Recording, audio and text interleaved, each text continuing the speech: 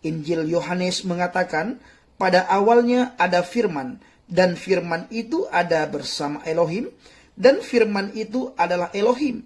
Dia pada awalnya ada bersama Elohim. Yohanes 1 ayat 1 sampai dengan 2. Dalam ayat ini, firman adalah gelar Tuhan Yesus Kristus. Istilah yang diterjemahkan sebagai firman adalah logos, Ibrani dafar, yang artinya adalah ungkapan sebuah pikiran. Logos dapat dianggap sebagai keseluruhan pesan Tuhan kepada manusia. Di dalam Kisah Para Rasul 11 ayat 1 begini bunyi firman Tuhan, dan para rasul dan saudara-saudara yang ada di Yudea mendengar bahwa bangsa-bangsa lain juga menerima firman Tuhan. Sebab itu pula kami tiada henti-hentinya kami mengucap syukur kepada Tuhan, karena ketika menerima firman pemberitaan dari kami tentang Tuhan, kamu menyambut bukan perkataan manusia, melainkan sebagaimana sesungguhnya itu adalah firman Tuhan, yang juga bekerja di antara kamu yang percaya. Di dalam 1 Tesalonika 2 ayat 13.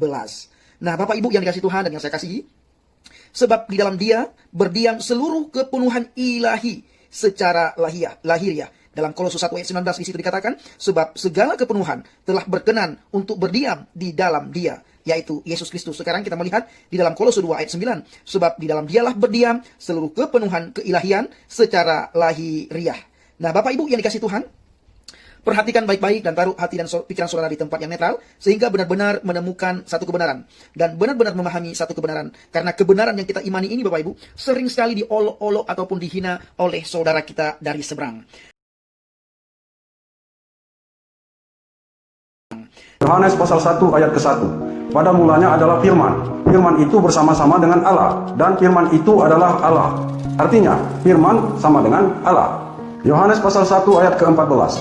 Firman itu telah menjadi manusia dan diam di antara kita, dan kita telah melihat kemuliaannya, yaitu kemuliaan yang diberikan kepadanya sebagai anak tunggal Bapa, penuh kasih, karunia, dan kebenaran. Artinya, firman sama dengan Yesus. Kalau semua ayat-ayat ini benar, tentu saja bisa kita buktikan secara bahasa. Apabila Allah sama dengan firman secara bahasa, maka kata Allah bisa kita gantikan dengan kata firman.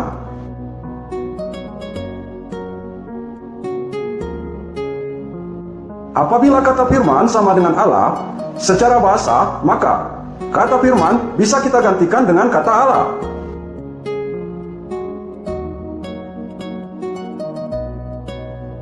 Apabila firman sama dengan Allah, sama dengan Yesus secara bahasa, maka kata firman dan kata Allah bisa kita gantikan dengan kata Yesus.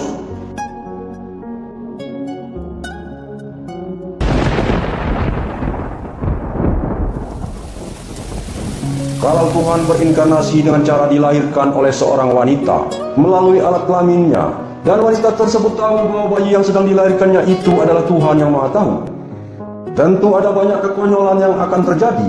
Contohnya, wanita itu akan merasa malu, karena tentu saja dia pasti sudah tahu bahwa walau masih bayi, Tuhan anaknya itu pasti sudah Maha Tahu, seperti Tuhan sebenarnya. Dan kemudian selama masih bayi, Tuhan itu akan disusui atau menetek kepadanya, akan digendong dan dipangkunya. Bagaimanakah perasaan dari wanita itu yang menyusui Tuhan pencipta dirinya, yang tentu sudah Maha Tahu itu?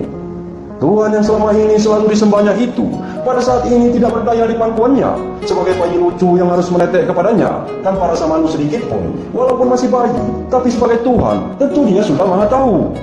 Tuhan yang berinkarnasi seperti ini, benar-benar tidak punya rasa malu sedikit pun. Saat dilahirkan lewat lubang kemaluan wanita, tentu dia akan melihat dan merasakan semua itu, karena walaupun masih bayi, dia sudah tahu. Juga sewaktu di pangkuan dan menetek pada ibunya, dia pasti menyadari bahwa wanita itu tentu tahu, walau masih bayi, dirinya sudah Maha Tahu. Tapi Tuhan yang satu ini cuek saja menghisap puting susu wanita itu dan menikmatinya.